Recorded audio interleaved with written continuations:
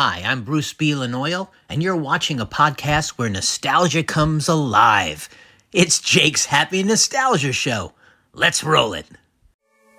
Welcome to Jake's Happy Nostalgia Show, the podcast where nostalgia comes alive.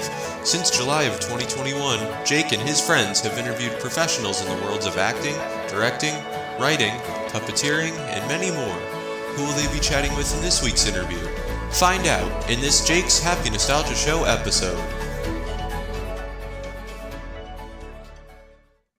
Hey everyone, welcome to this episode of Jake's Happy Nostalgia Show, where nostalgia comes alive. Happy here with us. Thank you for joining. As always, I'm your host, Jake Deffinbaugh. Me today, as always, co-host Chris Bixby and Matt Bingel. How you guys doing? Doing good. Doing fantastic. Hello, everybody. How you doing? I'm doing great, Matt. Thank you for asking. Wonderful. Who do we have today? Today's guest we have for today, he's a veteran Muppet performer, voice actor, and performance artist. A lot of you may know him for performing so many Muppet characters he's done over the years, including Kermit, Rizzo, Lips, Beaker, and so many others. And he's also involved in other series that we'll touch base later, including Sesame Street, of course, Fraggle Rock, Dinosaurs, and many others. And he's now performed his own character, Weldon the I.T guy, for the web series Cave-In. Please welcome Mr. Steve Whitmire. Happy to have you here, Steve. How are you? Hey, thank you, Jake. Good to see you. I'm glad to be here. My pleasure. It's great to have you here. You guys. Yeah, I was saying earlier, you guys are like old friends. You know, you guys were like part of the stars of Cave-In. Yeah. Good times. That was good times. It was fun. We had a lot of fun with that. Oh, yeah. Oh, yes. It was very fun. Yeah. I'm doing a new version of it at the moment. You know, you guys may know with GalaxyCon, with their Comic Cons. Oh, yeah. So we just kind of moved to Yeah. doing less actual shows, but we got one. Well, I don't know when you'll broadcast this. As of our day of shooting here, we are doing it tonight, but it'll probably be over by the time people see this. Right. Yeah. Yeah. So what's going on? Yeah. Oh, doing great. Doing great. Good. Yes. Good. Yes. Pleasure to have you here. So to kick things off, we know who you are, but for those who don't, could you tell our audience a bit about yourself and what you do? Sure. Well, I'm was one of the Muppet performers for a very, very, very long time, for nearly 40 years, like 37, 38 years. I started as a puppeteer, you know, amateur sort of stuff when I was about 10 years old, because I was a huge fan of the Muppets. And when I was 19 years old, after just obsessively doing this for so many years, and this was pre-internet, so back in those days when you were an obsessive fan of something, it was much harder to follow. You know, there was no social media and all that stuff. You just waited for things to show up like in the newspaper saying, tonight there'll be a Muppet special or something on TV, you know, very, very different kind of times. But I was very obsessed by it and started building my own puppets. And then when I was 19, I met Carol Spinney, who was Big Bird and Oscar the Grouch. Oh, yes. I'm from Atlanta, and Carol was in Atlanta for a puppetry festival, which they still have these things. And I went only really to meet somebody who worked with the Muppets. You know, I wasn't thinking I would get a job with the Muppets. I just wanted to meet somebody. And a few months later, Carol let me know that Jim was looking for new people. And he only wanted a couple of new puppeteers at that moment, and I turned out to be one of them. I was 19 years old, and he brought me to London to begin working on the Muppet Show. That's great. Yeah. So that's sort of who I am in terms of puppeteering. You know, these days I'm trying to do some of my own things, which is Right. more fun and harder. You know, it's a lot more fun, but it's a harder thing to pull together. Right. Yeah. Yeah. It's a fun challenge, as we'd say. Yeah.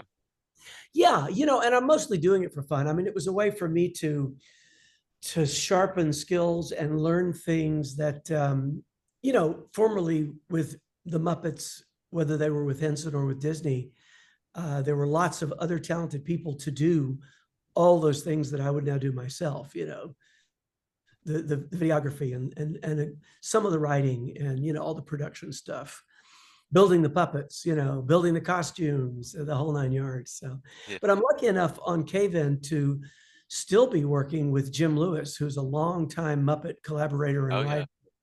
Yeah. Yeah, I love Jim, love working with him. And nobody gets paid on Cave-In, but Jim is happy to be there and be a part of it. So it's a thrill to be able to work with somebody my age, who's been doing this for many, many years like me. And we continue to work together. I'm going to reach just out a shot and grab, I don't know if you can hear my voice. Hang on. I'm drinking tea because I'm in Columbus, Ohio right now for GalaxyCon Columbus. Right. It's incredibly cold and incredibly dry here. And we set up for our Cave-In show last night until 10:30, 11 o'clock, which is a long day because I'm like doing all the physical stuff too. And, you skip dinner and you talk a lot and you have no access to actual drinking water. So I'm like, this morning. That's okay. No worries. No worries at all. So now, how did you begin working with the Muppets? Well, as I say, I met Carol Spinney. That was really the catalyst for it. But it was after 9 or 10 years of just following everything that I could follow that they were working on. And then they would do these specials, these Muppetland specials back in the 70s and things like that. One of them was called Hey Cinderella, and then the Muppet Musicians of Bremen and the Frog Prince. And as soon as I would see those shows, I would get obsessed without really thinking about it as a teenager. I was really interested in the characters, sure, but in how they did things and trying to build my own replicas of those characters like Kermit and Robin and all those characters. I got obsessed with Jim did this character in the Frog Prince. I've forgotten the character's name, but he was the king. He's this big sort of costume puppet, half costume character that I later learned was often called the Southern King because he spoke with a real Southern accent like that, And so, Jim did this great character, and I tried to build that, and it was, a lot of my puppets that I built were terrible, but it was just the idea of trying to do what somebody else was already doing in the real world. I found out later that a lot of writers who are authors of books will do this exercise where they take a book and an author's work that they're really interested in, and they will sit down and they will type it out, and they will actually write the book themselves to get a feel of what the author must have been going through. And in a subconscious sort of way, I think I was doing that with Jim's work, thinking about what they must be doing to have reached the production decisions that they reached and all that stuff. And of course, all of that paid off in the end when I eventually started working with Jim, on the Muppet Show. Originally, I was going to work on Sesame Street. And instead, Jim brought me onto the Muppet Show instead, which was great for me because that's where most of his focus was at that time. So great place for me to learn. Definitely. Yeah. Absolutely. So speaking of the Muppet Show, I'm curious, did you have any favorite celebrities to work with on that? Yeah, and it's hard to pick favorites because I was so new at it, and it was just really cool to be working with any of those people. We had a different guest star every week. I did about half of the Muppet shows. I came in about halfway through the 120 episodes in the middle of the third season. And my first one was Alice Cooper, which was great. I was a 19-year-old who was a rock music fan. Thus, the hair, it never went away. And I was playing in all of these garage bands in high school and stuff. And we did Alice Cooper's music at the time, so to meet Alice was great. And he was very kind to me at the time. I was certainly the low person on the totem pole, and my work on the show was minimal. I would assist people with things. I was just barely starting. And but he was very nice to me, and it made a big impression. And then I have run into him since then at some of the Comic-Cons. We have caught up on that. So many. I mean, the people from the golden age of Hollywood that a lot of people might not even know now, like Roy Rogers and Dale Evans and Bob Hope and Danny Kaye and those people that were really even almost before my time, before I was born, in a funny way. But I mean, the list goes on forever. So many great people. Absolutely. Oh, yeah. So through your work on the Muppet Show, you got some of your own characters, as Jake mentioned, Rizzo the Rat and Lips. How did they come about? Well, Rizzo was just an accident. Jim would have us get on the show with background characters, and in particular in the scenes in the backstage, where It was all populated with all these characters in the background doing nothing that was scripted.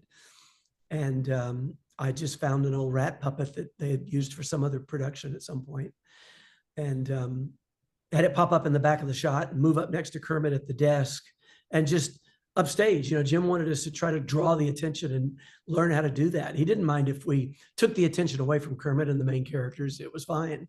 So Rizzo was there, he was reading over Kermit's shoulder, and he was listening to Kermit and thinking about it and then nodding yes or no. Or, Fozzie would come in and he'd look at Fozzie and he would react, and no lines at all, And at the end of the scene, Jim just, the minute they said cut, he broke up laughing, and I'm standing right next to him, and he turned and said, "Where did you get that? It's a terrible puppet. Where'd you get that?" He thought I made it, I think. It was an old rotten puppet, starting to fall apart. And I told him, I said, "Well, I found it in a box of puppets. It's one of your characters." He said, "Oh, well, we're gonna make that rat a star. We're gonna do more with it." And Frank was instrumental in naming him Rizzo. Actually, it was Frank Oz, after the Midnight Cowboy character from that film, which was popular at the time. So Rizzo just slowly, for years, he just kept doing exactly that. Mostly on the Muppet Show, he would pop up and be a thing in the bottom of the frame that nobody was meant to particularly pay attention to, but people did. And the first time he was ever really spoken to was Christopher Reeve, who was Superman at the time, turned in the middle of a scene. I don't remember what the scene was. He was off to do some Superman related thing. And he turned and he said, "Rizzo," or I think he called him Super Rat, "you're in charge." And Rizzo, did a proud stance. And that was the end of the scene. That was just an ad lib that Chris did, And again, one of the coolest things for me was to work with so many celebrities on the Muppet Show that it has sort of come full circle over the years. And later, much later in my career, I ran into those people again in some particular scenario. Like Chris Reeve, many, many years later, came on Sesame Street. And without knowing that we had worked together before, he asked if he could work with Ernie. Well, he didn't know that I was doing Ernie at the time. So we had this kind of little reunion where we spoke about the Muppet Show days, and we got to work together again in a different way. So those kind of moments are really very cool to do that. Absolutely. And how did Lips come about? Well, Lips was Jim was always trying to find, funny thing about the Muppets, at a certain point, you had Jim, Frank Oz, Jerry Nelson, Dave Goelz, Richard Hunt, and then Kathy Mullen came along about the time I did. Louise Gold was there. Mm-hmm. And then I was there. And Jim was always trying to find ways for those of us who were new in the company, but it was kind of obvious we were going to be around for a while, to integrate new characters in. But it was hard because there were already so many main characters that at a certain point you're saturated with characters and you can't really service all those characters in an episode. It's just too much to do. So when you've got Kermit, Fozzie, before Rizzo, Kermit, Fozzie, Gonzo, Piggy, Scooter, and you go right down that line, he was trying to find a way for me to have more to do. And a natural thing to try was to bring me into the Electric Mayhem with a character. So they, looked for a character and an instrument he could play that would complement the Electric Mayhem. And I think Lips was created because of that. And, they had a saxophone, so they decided to add another horn, and right. And I think they kind of designed him at the time I had the curly blonde hair, and, he wasn't really meant to be me, but they kind of went off the blonde hair. And that was Lips, and the rest was left up to me. And I think it took me, I was probably really getting comfortable with Lips because he was used on again, off again, especially after Jim passed away. Lips was kind of like, oh, well, he wasn't really a part of the Electric Mayhem, so we're not going to really put him in anything. And he didn't show up very much. And that was always frustrating to me because I wanted to do more with the character. So in the later years, by the time we were doing things like the last two films that I worked on and the ABC Muppets last special, I was loving Lips and I was really ready to do the character. And we used him a little bit more. I would love to have done a lot more with that character. I think it would have been a lot of fun. Of course, definitely. I'm sure. So aside from the Muppet Show, you also got to puppeteer in the original Muppet movies as well. For those who know, we're going way, way back. Yeah. Muppet Movie, Great Muppet Caper, Muppets Take Manhattan, the trilogy, as we'd say, without it being a trilogy. Yeah. Could you share any memories from any of those movies? Well, the original Muppet Movie, I had only been with the company for about 2 months. I worked on like a month and a half of Muppet Show episodes, maybe 5 or 6. And Jim came to me at the end of that time. That was kind of like a trial basis as far as I was concerned. I didn't know whether I would go on with the Muppets or not. And, Jim's busy. He doesn't have time to come to you every day and say, you did a really great job. It's really nice to have you here. You did your work. And if nobody said that was terrible, then you knew you were doing all right. And so near the end of that time, Jim Frawley, who directed that film, came to London where we were shooting the Muppet Show and was having meetings. They were talking down, the shooting and all that stuff. And Jim had me go out on location on a weekend, him and Frank and Jim Frawley. And it was to shoot a little test film on Super 8 film that Jim Frawley was going to shoot. And they put me in Sweetums for whatever reason. I guess let Richard have Richard was working hard, let him have the weekend off. All Sweetums was going to do is run around in a field. So I was in Sweetums. And so I got to be a part of that, which was fun. And then he approached me, I don't know, within a week or so and said, hey, I want to bring you out for the film to work on the film. And I was, of course, thrilled. So next step was I went home for a couple of weeks or 3 weeks or 4 weeks, got married during that time. And we went off to Los Angeles to do the Muppet Movie.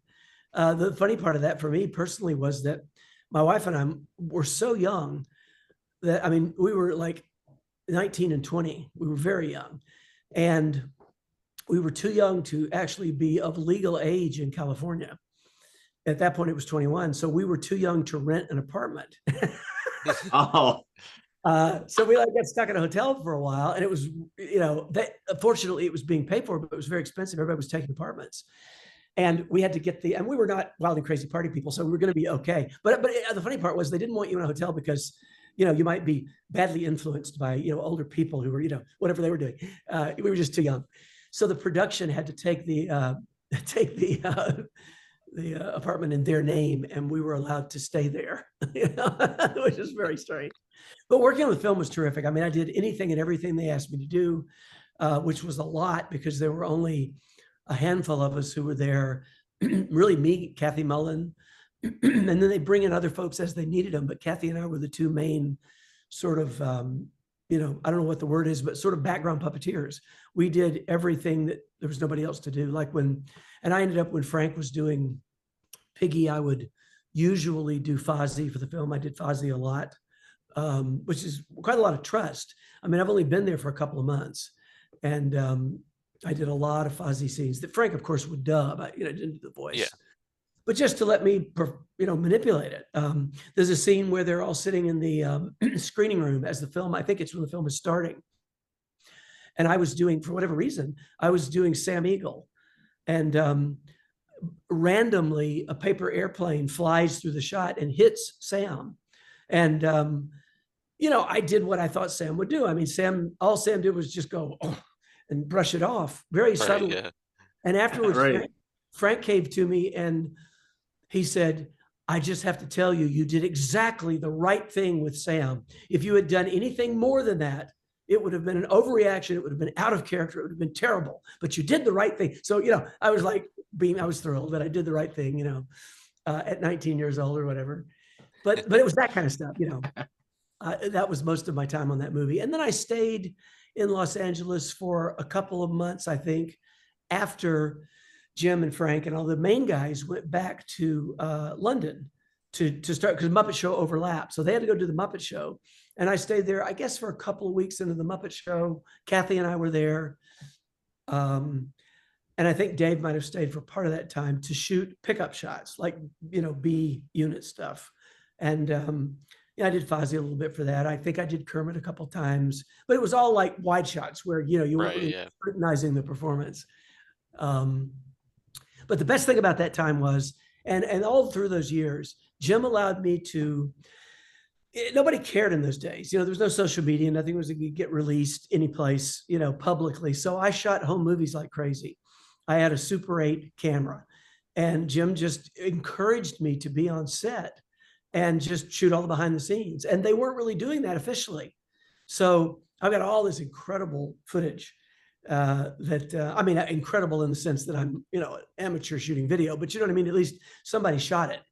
Yeah. Of the Muppet Movie and the Muppet Show and all kinds of things all through those 3 films.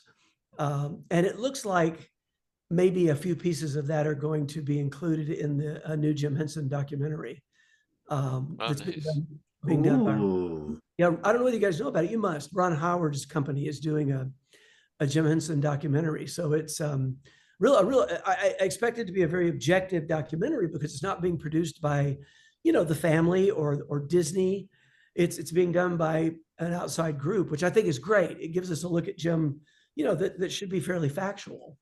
But they've asked me to use, it'll be a little tiny stuff, but it'll be a few clips. So that's the kind of thing I'd like to see it used for.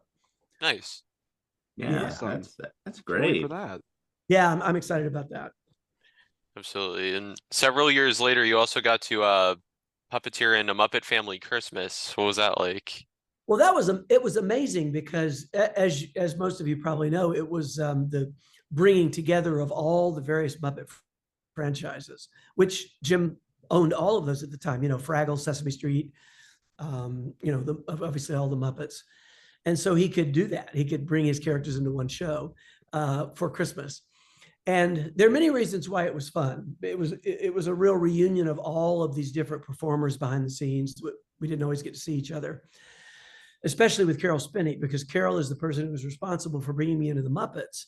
And yet Carol and I barely worked together over the years until very, very late, you know, once I was on Sesame Street after Jim passed away. So during those years, I got to do a scene in that show with Carol doing Oscar and me doing Rizzo. And it's Rizzo outside of Oscar's trash can. So something you'd never have happened. Yeah. Mm-hmm. We got to do this little moment together where Oscar's kind of happy about having, it might be kind of good to have a rat living in my trash can. So it was just the fact that we got to work together. It was great and very cool. You know, of course, I love that scene at the end with Sprocket and Jim doing the dishes. Ah, yes. Yes. A really, you know, kind of special moment. Yeah. All those kinds of shows meant a lot to us. You know, it was a very family-oriented company, you know, in so many ways. I mean, all the way to the joy of being together. And, you know, there were still people people would not always get along, which was fine because it's a family thing. But underneath it all, everybody cared very much about each other. And we all cared about the group, which is very much what the dynamic of the Muppets was at that point in time anyway. And when we did, I don't know, like 1,100 Christmas specials. we did a lot of Christmas stuff, but there was always a sense of heart in those about the with the Muppets, especially in those days when Jim was around. So very, very special stuff. Definitely. Yes, and seeing all those, you know, from Muppets, Sesame, and Fraggle Rock all come together. It's just so wonderful. That's like a once in a lifetime thing, you know, Jim. Yeah. It is because those characters. That'll never happen again. It's very hard to do that now. Yeah, right. Because you know, with Disney and all that, that'll probably never happen again. It probably won't happen. It's a funny thing, you know. After Jim passed away, we had Kermit still doing Sesame Street for a year or two, and my understanding was that Disney was okay with that, even though they owned Kermit. And then, you know, I'm not even sure the Hensons had sold the Sesame characters to Sesame Workshop yet, but they were kind of okay with the Kermit being on the show because he had crossed over. And my thought on it was, well, all it does is give Kermit exposure, so you guys should be happy with that. So, but there was a certain point, and what got sticky on it, if I remember correctly, was that all of a sudden Sesame was doing their own DVDs. So suddenly you've got a product out there in the marketplace where Kermit would be included, but they don't own Kermit to sell you know what I mean, make money off of it in that way. Yeah, right. And I think that got sticky. And so they said, well, you know, I don't think anybody was angry with each other. I think it was just a matter of Disney really didn't want to license their character for Sesame Street to sell and make money with. You know, kind of makes sense. Right. Yeah. So for those characters to come together these days like that would be probably never going to happen. But I should say there was one other time when they all came together. And that was, and I believe it was 1987 when Jim was inducted into the Television Hall of Fame. Oh yeah, yeah. Yeah, which right. was talk about an amazing experience. Let me tell you about that show a little bit, because again, it's, I've been there for a few years now, but I'm still kind of the junior puppeteer of being a part of the core group. So I show up and my responsibility is always limited. I don't have a lot of dialogue or things like that to do. But two things. One thing, we're rehearsing that afternoon, and Jim was a little bit uncomfortable with playing Kermit, saying all these wonderful things about himself. He had to really separate himself. He did it, but he just kind of was very humble about that sort of thing. So Kermit saying how great Jim was really weird for him. But I had my big clunky VHS video camera with me, as always, and I'm shooting all this behind the scenes of all of our work. And while we're working, I can't remember what character I was doing, but I was next to Jim, and I put the puppet during the rehearsal on my left hand, so Jim's over here, and he's standing next to me. I'm holding my camera with my right hand like this, shooting up at us. So I've got all of this VHS video of Jim working. And the reason that became important is because it was the most useful piece of material for me when it came time for me to begin to try to perform Kermit. Because I was seeing Jim and his facial expressions as he was performing Kermit. And the significance of that is that he had a certain face that he would just kind of instinctively make while he was performing Kermit. And it's a funny thing, because it brought back so much of the parts of Jim that he had put into Kermit. And that allowed me to zero in a lot more on the character and the memories of the parts of Jim that went into Kermit and the parts of Jim that really didn't go into Kermit. It varied. But it really let me know that if I had not known Jim and worked alongside Jim, it would have been pretty much impossible to step into that role, But Yeah. the other cool part of that Hall of Fame show was that at the time, JVC, I think it was, had come out with this camera that's got this cassette, huge video cameras, with a big cassette in it. And on the side, it said video reporter, which was the brand name of the cameras, but it made it look like you were the press. So I was able to go into the green room and shoot all this stuff. And I've got Lucille Ball and Jimmy Stewart and all these Hollywood legends who were there, just hanging around, milling around, talking to each other. And I've got all this footage, of all these great big stars, and nobody said, "Hey, you can't get out of here. You can't have that camera in here." Oh, that's great. So I can't use it for anything because, you'd have to get permission, but I have it. Right, yeah. Right. Yes. So in 1990, you inherited the role of Kermit the Frog from Jim Henson. And, how they kind of like, come about, especially, especially you work with Jim, and he was kind of like, a friend and mentor to you. And, and kind of how that kind of like, for you to take over this legacy character that was from, Jim Henson. Yeah, well, it was really hard to do, as you might imagine, because I knew Jim and had worked with him for a dozen years or so. It was really important to me to keep the character faithful to who he was. And that was the most important thing to me. From the puppeteering standpoint, I've been doing puppeteering for a long time at that point, and I worked alongside Jim, and I had put on Kermit once or twice. I mean, nobody ever did anybody else's characters per se, unless you were standing in. But I understood a little bit about what Jim was doing inside of Kermit's head to get the expressions, and very different than the other characters where we're just doing this. My hand was kind of like, your hand's kind of like this inside of Kermit, and if he were any heavier or more awkward to perform, your hand would just cramp all the time. It would kill you. So, that part was not all that hard to figure out. But it doesn't do any good to be able to puppeteer a character and manipulate a character if you don't know why that character does the things the character does. And that's all character. And that all came directly from Jim. It was based on who he was. And as I said before, if I hadn't known him, it would have been impossible. I couldn't have watched his work on YouTube and said, Okay, well, that's sort of what he sounded like. Now I know what to. I couldn't have done that. It's impossible. So much would have been missing. So it was hard. And mostly everybody from, Brian and the other puppeteers, they were very respectful of understanding how hard that process was. So really, I didn't get a lot of notes from people, in terms of, no, that, you really should do this, you really should do that. Brian was concerned about the voice because we were also hearing Jim's voice in our heads. And so we tried some electronic things in that first show where Kermit pops in at the end, the tribute show.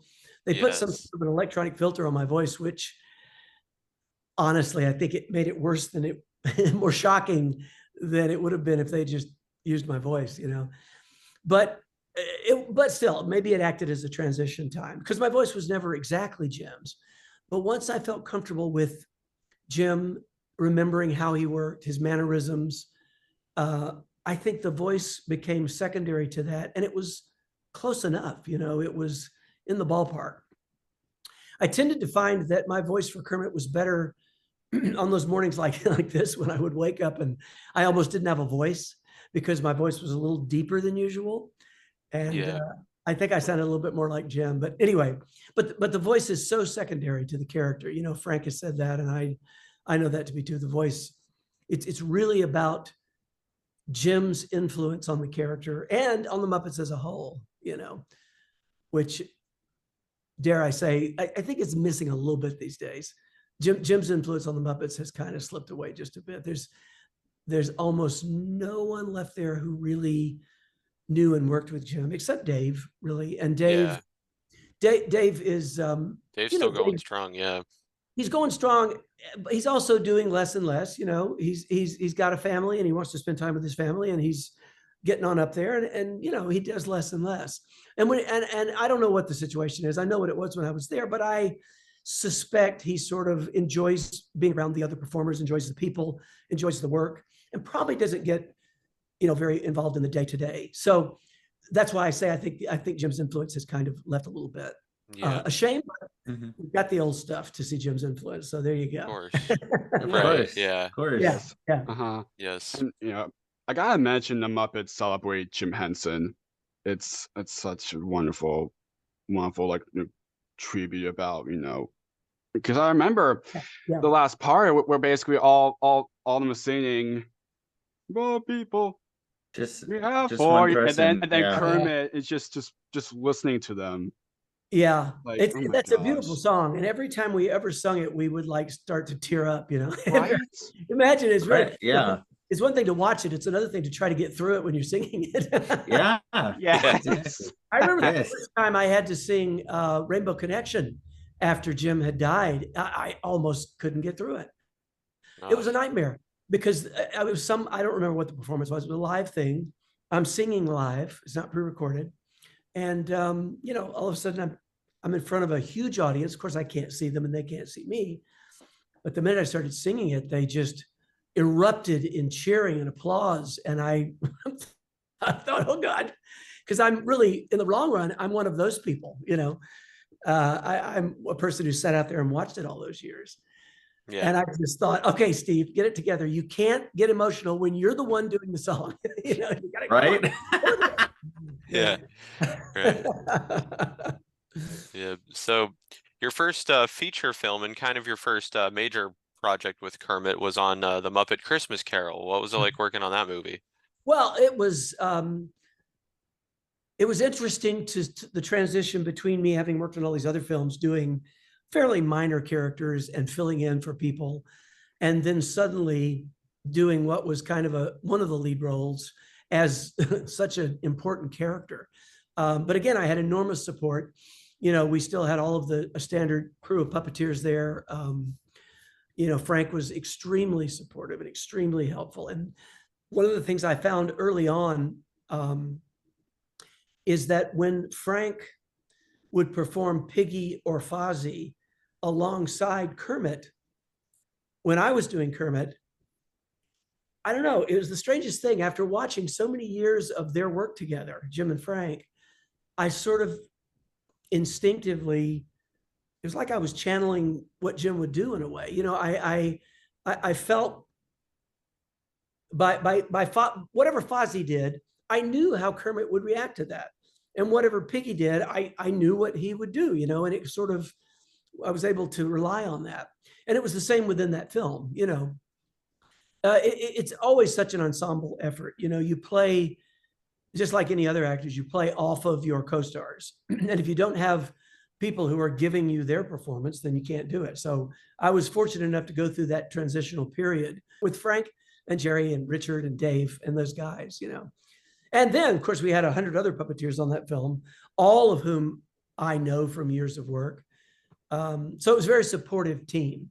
And Brian was directing, and he was great. And Michael Caine was amazing to work with, you know, just a consummate, amazing actor who, you know, I mean, you don't get that big an opportunity in your life to work with people like that very often. You know, it's like Tim Curry. It's the same sort of thing.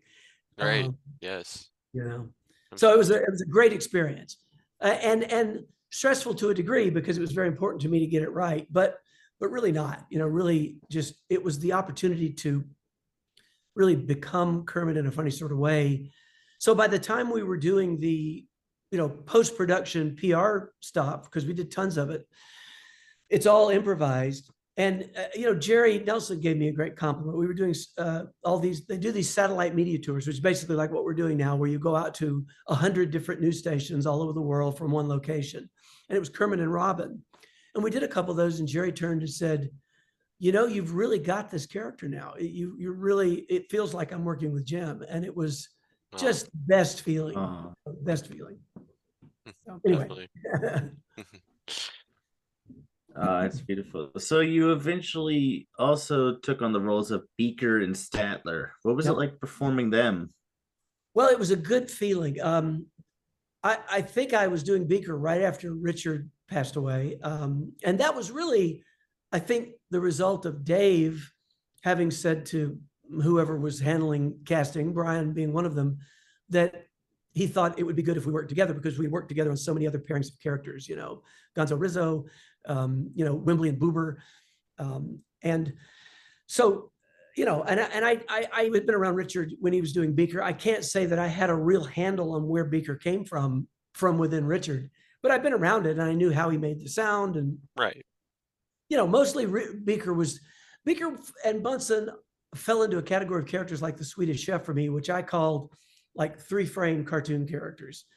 They were kind of created to come on the show, do what they do, and then they were done. And I always found that when we overused them, I felt like they were less interesting. When we would try to make them have major roles in a situation or in a film or something, I felt like it was almost too much sometimes. You know, they were better when they did what you wanted them to do, and then you went on to the next thing, you know. And so, but I tried to expand Beaker a little bit, and we did a thing called Flowers on the Wall, which is in the later years with Beaker. If you haven't seen it, it's probably out there on the internet on YouTube someplace. A song called Flowers on the Wall, which is an old song done by the Statler brothers many, many years ago. But to me, it was Beaker when he's at home at night by himself, who I thought he was. And it's the deepest dive we ever did into Beaker's character for me. So I always was looking for ways to evolve the characters, but not lose what they were based on by the original performer. right. And the Statler was a similar thing. By then, I mean, Statler and Waldorf got passed around a lot. And I really pleaded with Disney to, can we cast these characters once and for all? Can we let a performer, whoever it might be, sink their teeth into these characters? Which is how David Rudman became so many of Richard's characters. Oh, yeah. And at that time, how Matt became Floyd and Robin, you know. I really, really pushed for that. And so that was a good thing. I think it was a good thing for them to settle into specific characters. And Jerry got to play a role in finding who was going to take on his characters, you know, just like Jim had a mention of me doing Kermit at some point. So that was all important to me. And for that reason, you know, a lot of people talk about Jim Henson's legacy. And I understand what that means. To me, it always tended to be focused on the body of work that he left us when he died. He has this legacy that he did in his life. But I was always more interested in what I felt was his living legacy, which to me is the present day Muppets. And if it doesn't reflect Jim, I feel like it's not a terrible legacy. And to me, I think my experience is that Jim viewed the Muppets as, if this makes sense to you, as a lineage, like a lineage tradition. Anything you learn to do, whether it's martial arts or playing the piano or, painting, you can follow in a lineage. You can look at the people who did this before you did it, and you can learn from those people, and you might even copy their work and mimic their work in order to let it continue. And I think that's how you get good at stuff. Now, you can be good at stuff if you just do your own thing and you never pay attention to history. But I think all those things can help. And I think in Jim's case, he was looking for this to be passed along in a line, in a lineage. And so that was important to me to try to make that happen with Jerry's characters and with Richard's, because Richard knew David Rudman quite well. And Jerry said, yeah, I think that he's the right guy to do Richard's characters. So, having that influence of the originators, passing it down, I think is vital to the characters staying who the characters are. Definitely. Absolutely. So what was it like getting to work on Muppet Treasure Island? It was another story where we were taking a classic story and casting the characters, which you can do endlessly. You can take any classic story and you can say, oh, Kermit should be this character and the chef should be. It's so much fun. I think it was smart after that for Brian to choose for us probably not to keep doing classic stories, because you kind of fall into a rut. Whether you like Muppets from Space or not, I think there were some good things in it, and I know some people don't care for it, but still, I think it was smart to do a real Muppet story instead of another classic story. Yeah, I love Muppets from Space. Mhm. Yeah, I think the best it's a part of lovely Treasure film. Island for me is so many things, but Kermit plays an unexpected role where he's supposed to be the ship captain, Smollett, and he's like the last guy in the world who could actually. You think he's the last guy in the world who could actually command a ship full of people, but my thought process throughout the whole film was, because it was very popular at the time, was Star Trek Next Generation. I was thinking Patrick Stewart the whole time. For me, I was playing him as Jean-Luc Picard, trying to capture a little bit of that, if you know that show at all. But anyway, so he was the ship's captain, and it was great fun. And I loved working with Tim Curry, who run into Tim once in a while through Comic-Cons. I get to see him, which is great. And he's doing quite well. He had, some medical issues, but he's actually doing very, very well. We may be looking to try in the near future, and I don't know where yet. I'd like to do it at a GalaxyCon, but it could be anywhere, to do a Muppet Treasure Island screening where you can come to the screening and Tim and I would be there talking about the film. But watch our various Instagrams, to see when that happens, because I wouldn't be surprised if it happens next year, someplace in 2024. We did one last year of Christmas Carol, exactly a year ago in Columbus, and it was so much fun. And we had a surprise guest. Frank Oz popped in. He wasn't there live, but he was there virtually, and stayed with us for about 10 minutes before the screening. And so what we do is we would watch the film, and we would pause, and we'd talk about the scene that we just saw, and people would ask questions, and then we'd watch more. So it's a great fun thing to do. Absolutely. So in 2011, you did the movie with Jason Segel and Amy Adams. What was it like kind of getting to kind of bring back the Muppets in another major film like that? Well, it was a funny time. We had been, frankly, through a lot of things with all the various Disney stuff going on, where we felt like the Muppets were not necessarily always true to who they were. And it had been I was kind of leading the charge on that. And nobody was yelling at each other. I mean, it was a lot of intense discussion about, I would always try to say, I see what you're doing here. I think it's funny. It's not quite in character for Kermit, or it's not quite in character for the group dynamic of the Muppets. And I wouldn't just leave it at that. I wouldn't just criticize and say, so, your stuff is terrible. I would say, here's some suggestions on how we can do exactly what you're trying to get across that might be more in character. And sometimes, producers would go for it, and directors, and sometimes they would say, well, no, this is my film and it's my vision, and, I don't care. So, or whatever, they wouldn't do it. So there was some difficulty behind the scenes on that film with things that I certainly felt like were not in character. At the end of the day, I enjoyed working on the film. I enjoyed working with the director, James Bobin. He's a terrific guy, a real Muppet fan. And it was a great crew and a great team of people. And we were all there. We're all trying to get through it. But it was like, imagine being in a situation where you've done something for a really long time and you've done these characters forever and you know who they are. And you get it, and a script comes out and you read something and you say, oh, he wouldn't say it like that. He would say it like this, or that's not reflective of who he is or who they all are. And it's like a little buzzer goes off in your mind, like a little red flag, and you can't avoid it. You can't not bring it up. You have to say, this thing right here, it's not really who this character is. And it can be frustrating to know the characters so well. And yet, you're charged with the responsibility, but not the authority to make the decisions. So we would try to do it gently. And the funny thing, but at the end of the day, I look at it now and I laugh at it, and all of that's behind me, in a huge way. I think there are many, many little details we could have done that would have been more in character. However, I still think it's a good film, and it was successful in kind of bringing the Muppets back. I loved Jason.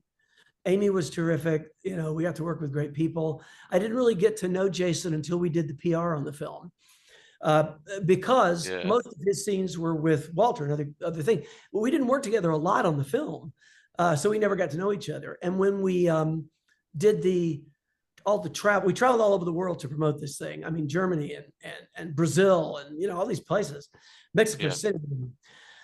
So it was just Jason and Kermit in a room doing interviews like this. And Jason and I really got to know each other. When you sit next to somebody with your arm in there all day long and you're improvising interview after interview after interview after interview, you get to know this person, and we had a lot of fun. So anyway, that was another time, and really enjoyed it. The same, and then the next film we were working with the same director, James Bobin, and I felt like, of the two, I thought Muppets Most Wanted was a really good film from my point of view. I loved the way Kermit was used in the film. I thought the whole dynamic with Constantine and Ricky Gervais was great, and it was a true Muppet story to me.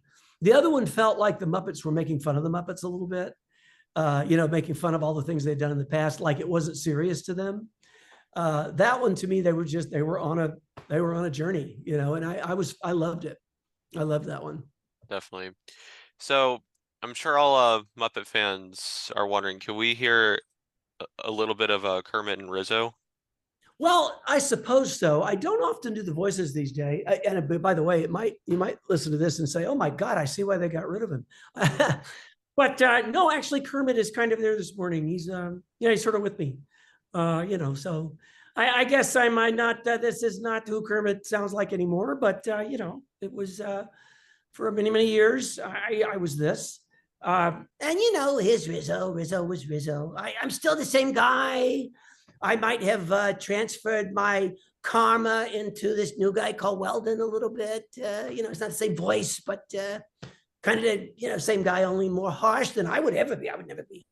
I think I just did Rizzo as Donald Trump in a funny sort of way. I would never be. Anyway.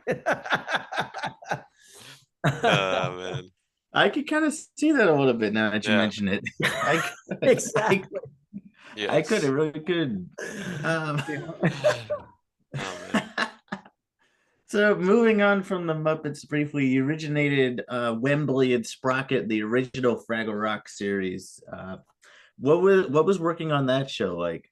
Well, Fraggle was the best time of my whole life. It truly was.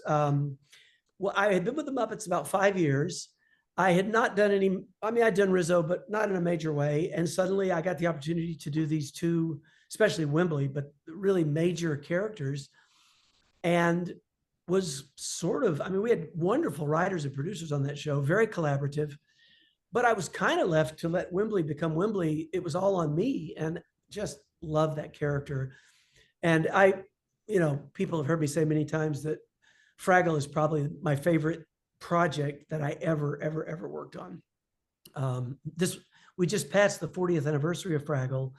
We're hoping in the early part of 2024, and I think it's very possible if you watch, the social media on different Comic-Cons, to do a single event that would be a 40th anniversary gathering at a Comic-Con, where we'll get as many of the original cast there as we can.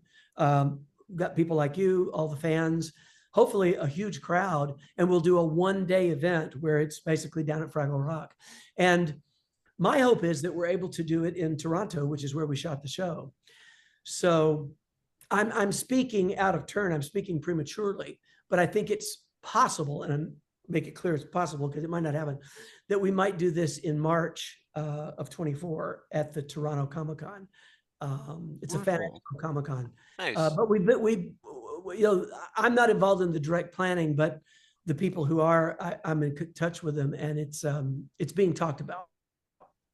So if you guys can make it to Toronto in March, I'm just saying, we could do a podcast from there, Yeah, Oh, right. that'd be really cool. I hope. I think we might get Kathy and Karen there, and maybe Dave. Oh, And plus, with it being in Toronto, we could have some of the original writers and producers and directors who are still around to show up. So really do an in-depth look at Fraggle and behind the scenes of Fraggle. Yeah, it's great. And like you said, That's awesome. it's crazy that Fraggle Rock has turned 40. 40. Well, yeah, it really is. I wouldn't say I remember it like it was yesterday, but I certainly remember the day-to-day experiences, and just such a fun time, just so enjoyable. Yeah.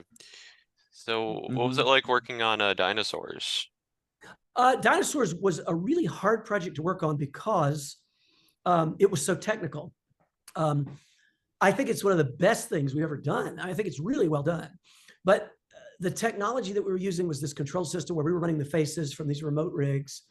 And then, of course, we had people in the costumes, doing that. I worked with a guy named Leif Tilden, just a terrific guy. And we got to the point in this process where we could just play and improvise on set while he's inside of Robbie, the teenage son, and I'm running the face. And we were in sync. I mean, it's really an incredible feeling when you work with a performer, a co-performer, long enough that they know your rhythms and you know theirs, and you can anticipate each other, without a hitch, without a problem, and it looks seamless. And it got to be like that with Leif and I. But the downside was that, the technology was all radio controlled a lot of the time, and it would go down and break. You'd be in the middle of a scene, all of a sudden the eyes would start jittering, on a character. So it would be some funny outtakes if they could use them. But and the costumes were incredibly hot for these guys, and they had stuff in some cases tied over their faces, and they would get nauseated, and we'd have to stop and wait while they recuperated, get dehydrated. And at the end of the day, I think it's a solid show, well written, and it looks great. But it was a hard one. Yeah. So what was the process kind of like of because now you got Kermit. What was the process like of getting Ernie? Well, it was similar. The production was slower to bring Ernie back to the show because I think the question was, does Ernie go on, or do they kind of retire Ernie? But the decision was to go on. Cheryl Henson came to California she was looking for people to do Ernie's voice originally for Talking Toys, because so much merchandising. And she mentioned she was there. I don't think I was particularly under consideration for that, unless she just wasn't directly asking me. But I did mention it. At that point, I think I'd already recorded something as Ernie. And I said, I'd love to have the chance to send you a tape of Ernie vocally. And then, of course, if the time comes that we continue the character moving forward, then I'm sure I could step in and perhaps puppeteer it as well. So it was a slower process. In the end, I ended up doing it. It made sense for the same person to do the voice, that would do the puppeteering. I think there was concerns about me being stretched in too many different directions. I wasn't concerned about it, but I think on a production level, people were concerned that could I be there for Sesame Street if I was doing other Muppet projects? We never had a single conflict over all the years. There was never anything that I wasn't able to be present on Sesame Street for and still do whatever we had to do with the Muppets. So that it worked out fine, as I felt like it would. So we never had a conflict. Because on Sesame, mostly I would go up for a week or two per year, and we would block shoot everything. So I loved doing Ernie. It came down to a situation where I think they couldn't afford at the time to continue to bring me up to New York and all that sort of thing. And I had just cut my fees down to a bare minimum. And I was staying in the Holiday Inn by the studio to make it super inexpensive, but it just became impractical for them to continue to do that. I would love to have continued to come back and do it, but they sort of moved on. Yeah, definitely. Yeah, and I had to quickly mention, since we're talking about Sesame Street, some of the videos that you're part of, well, Ernie on that point, Palooza, right. with Jimmy Buffett. Oh yeah. Amphibian, yeah. I had great fun with Jimmy Buffett. We just lost Jimmy, but I had a lot of fun with him doing that song. Just a nice guy, his whole band, nicest guys in the world. People like him and Tony Bennett. I worked with Tony Bennett a few times, and just incredible professionals who were so well known and so good at what they do, and at the same time loving that they got the opportunity to work with Kermit. And proud moments for me. I remember 1, 2, 3, Count With Me, and the segment you did with Eric Jacobson and Bert and Ernie's Great Adventures. Yes. Yeah. Oh, they were wonderful. I loved when we started doing the claymation stuff. I thought it was a little weird to me because I just have this thing where I don't like us presenting different versions of the characters. Like I never liked the walkarounds. I think they're big and clunky. I think there is this character, this person in the world called Ernie, who lives on his place called Sesame Street, And I think with the Muppets, because we know them outside of their films and television shows, I feel like they are citizens of the world. They exist because they actually really do. If you were in the room with Kermit, you could talk to him. Yeah. And for that reason, a walk around Kermit is like, well, that's not really Kermit. Yeah, it doesn't work like they've kind of let that go with Mickey Mouse and things like that. Yeah. And the same was true with the claymation versions of Ernie and Bert. However, I had an idea. What I wanted to do was have Bert come in, the puppets, and Ernie's playing with Play-Doh. And Bert comes in and says, Ernie, what are you doing? He says, oh, well, I made this version of you, Bert, something like that. And you go into those pieces, as though it's Ernie's imagination. Yeah. Would have been a kind of a fun transition, on those. And of course, they said, "Oh, we don't want to do that," but and the Adventures of Elmo Grouchland, we actually performed "Stuck We" for the Take a First Step. I love that song. That's a wonderful song. That character is a very similar character, also to if you ever saw Kermit's Swamp Years.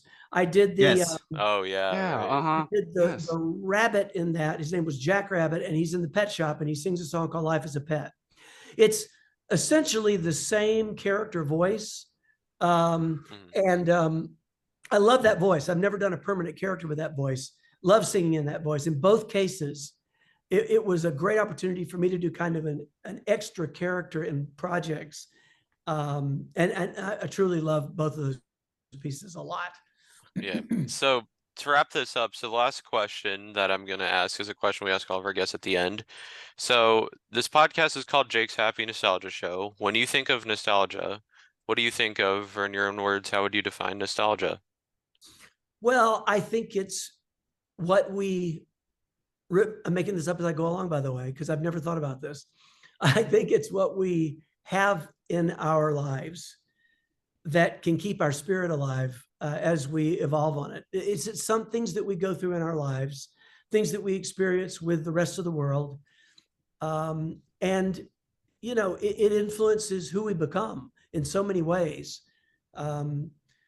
Nostalgia is our memories of childhood, of our lives as we move forward. And I think I think our nostalgic memories are some of the best things we'll ever have. Great words. Absolutely, great words. Thank you very much. Well, Steve, thank you so much for taking the time to do Sounds this. This good, was a blast. Yeah, of course. Oh, you're very welcome. I course. And I thank appreciate you you guys being supportive of the Cave-In stuff, and it's very nice to talk to you. Oh yeah. Yes, Yes, you of too, course. Steve. Absolutely. It's great to talk. It's great to chat with you again, and can't wait Yes. for what you're doing with with more convention appearances and puppetry workshops you've been doing, and with Cave-In as well. And thank you so much for Yeah. taking time for doing this. For three of us been a fan of your puppetry work for so many years, and for you taking time to chat with us, it means a lot to the three of us. So thank you very much. And you're very what's welcome, next in guys. store for you? All Yeah, right, of take care, course. and I'll Cave-In talk and to you again stuff, yeah. soon. Yes, keep in Okay, touch. too. I'll let you know when Okay, this goes Steve. up. Bye, Steve. Okay, bye-bye. Okay, Bye. Steve. Have a great time for later on. Okay. Get Yes. Cave and everything. Yeah, thank you. Bye-bye. Yeah, of course. Okay, Bye-bye. Steve. Bye, See Steve. ya. Bye.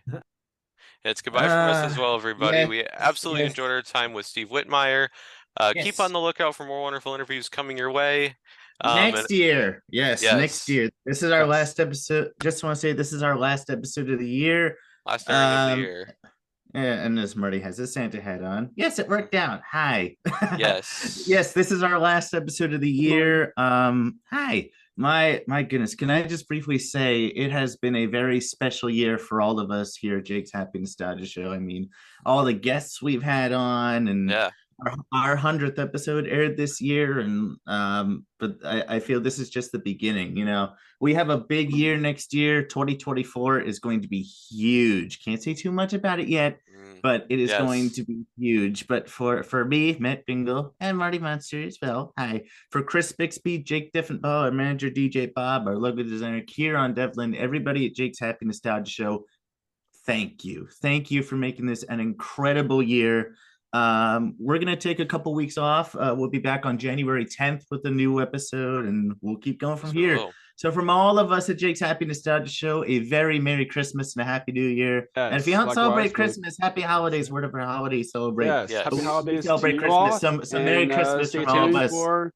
for new episodes in Yes. early January. And for the final time in 2023, what do we say, Jake? Keep nostalgia alive. Take care, everyone. See you next time. Merry See you. Christmas! Merry Christmas, January Happy New 2024. Year. See you in Happy New 2024. Year. Happy New Merry Year. Keep Christmas! nostalgia alive. Take care. Bye. See ya. Bye. Bye-bye. Thank you for tuning in to another wonderful Jake's Happy Nostalgia Show interview. Be sure to follow Jake and the crew on social media and stream the show wherever you find your favorite podcasts. And as always, remember to keep nostalgia alive. Bye-bye.